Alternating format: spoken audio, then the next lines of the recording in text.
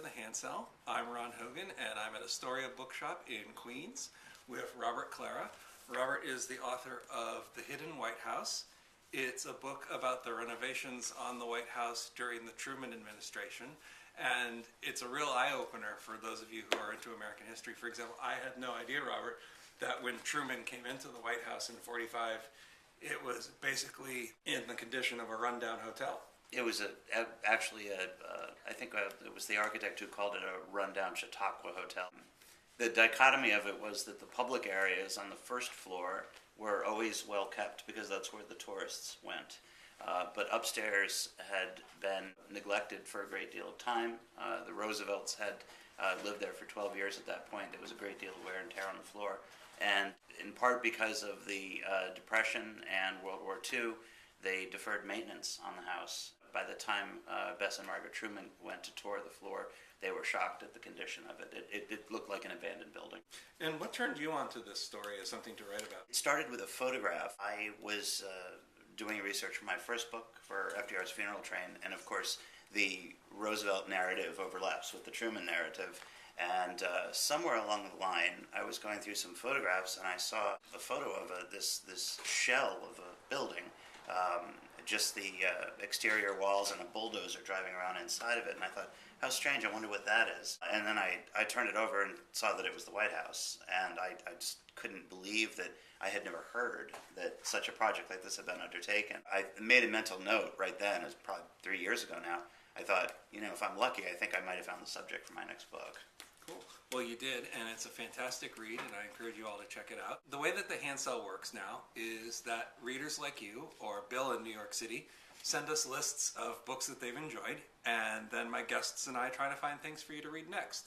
So Bill has a bunch of American history that he's read recently, and it includes Joseph Ellis's Revolutionary Summer, John Lewis Gaddis's George Kennan, An American Life, David Pietrusza's 1920, The Year of Six Presidents, and Ben Macintyre's Double Cross, which is about the D-Day spies. It's a really great historical list, and I'm interested to see what books that you thought Bill might like. I chose 3, and I wanted to try to stay in the vein of presidential history and World War II getting up into the Cold War a little bit. The first one I decided would be a good idea is actually the one I'm reading right now, called The President's Club by Nancy Gibbs and Michael Duffy.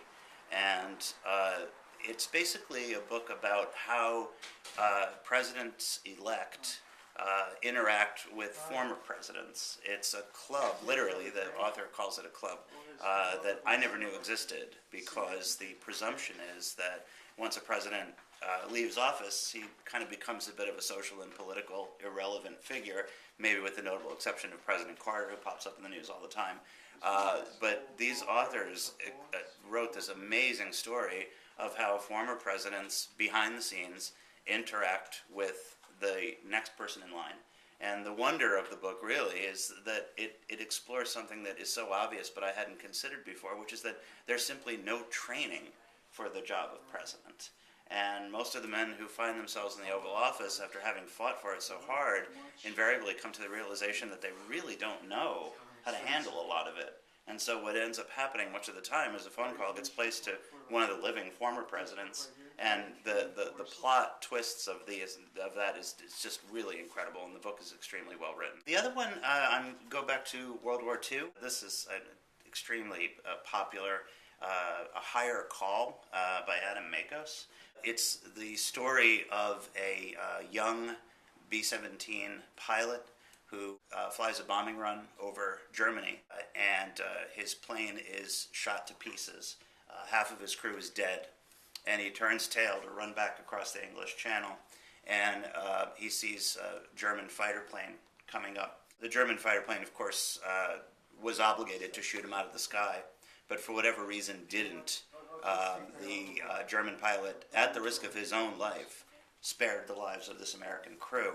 And the book goes on to talk about how these two, incredibly, decades after the war, ended up meeting each other. But apart from the reunion narrative, which is of course beautiful, what I thought the book did extremely well was explore in depth and with a great deal of beauty the moral dichotomies of war by having a sympathetic approach to both sides. So very often with World War II narratives, every time you hear about the German military, you have to load in the obligatory adjectives of how barbaric and merciless they were.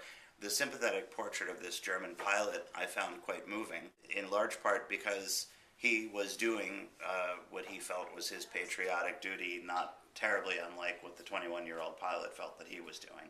And so in that sense, they were on the same plane. I had never looked at a war story like that before, and this book caused me to consider the subject differently. And you had mentioned 3 titles. So.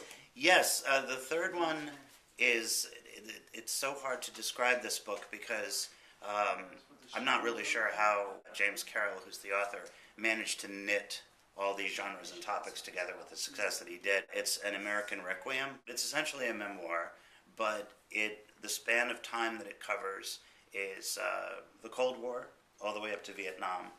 The tension in it is that the narrator has become a Catholic priest and is drifting toward pacifism, and his father is a senior official in the Pentagon. And so it has your, predictable father-son tension plot going on, and yet the depth of it is incredible because you follow this very troubled family, and yet very loving family, through decades of history as they grow apart and try to connect with each other, particularly Carol with his father. And they make so many attempts to find common ground and ultimately don't find it. And Carol's narrative is essentially a tortured but beautiful exploration of his attempts to find common ground with his father. I found the book profoundly moving. Although American history is not necessarily one of my strong points as a reader, there is a book that I read a couple of years ago that I absolutely loved. It's called American Prometheus. It is just a fascinating story about not only about the Manhattan Project and the building of the atomic bomb, but what happens to Oppenheimer after the war ended in the Cold War paranoia. And that part is just so incredibly heartbreaking. It's one of the best biographies I can think of that I've had a chance to read in the last decade, and I wholeheartedly recommend it to you, Bill, and to all of you watching as well. So if you would like some recommendations of your own, all you have to do is go to thehandsell.com/ask or look for me on Twitter as @RonHogan. Tell me about a few books that you've enjoyed, and I will come to a bookstore with an author or a bookseller, and we'll review your list and see what we can come up with for you as a possible next read. We've been here at the Astoria Bookshop in Astoria, Queens, and my guest today has been Robert Klara. His book is The Hidden White House. It's published by St. Martin's Press. It's a really great book about Truman and the White House renovations. I hope you'll check it out. And this has been The Handsell. I'm Ron Hogan, and thank you for watching.